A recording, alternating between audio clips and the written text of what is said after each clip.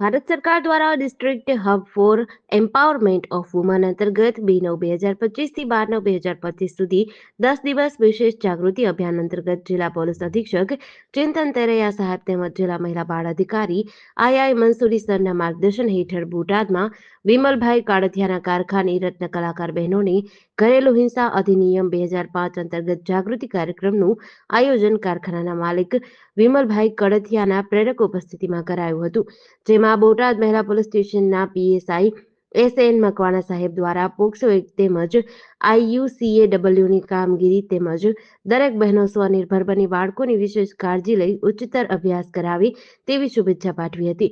Police station based support સેન્ટરના councillor રિંકલબેન Makwana દ્વારા ઘરેલુ હિંસા અધિનિયમ 2005 વિશે કાયદાકીય માર્ગદર્શન તેમજ પોલીસ સ્ટેશન બેઝડ સપોર્ટ સેન્ટરની કામગીરી વિશે માહિતી આપેલ 181 અભયમ હેલ્પલાઇનના કાઉન્સિલર પટેલ ખુશ્બુબેન દ્વારા 181 હેલ્પલાઇન તેમજ તેના ઉપયોગ અને એપ્લિકેશન અંગે સમજ આપવામાં આવી હતી.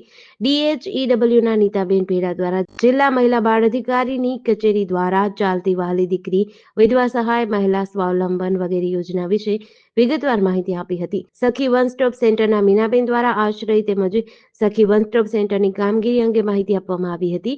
ડિઝાસ્ટર મેનેજમેન્ટના બોટાદરા મેહુલભાઈ દ્વારા આપાતકાલીન સમય દરમિયાન શું કાળજી રાખવી તે અંગે વિસ્તૃત માહિતી આપી હતી.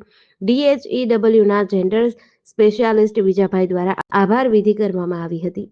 જીડીસી ન્યૂઝ સાથે ચિંતન વાગડિયા, બોટાદ.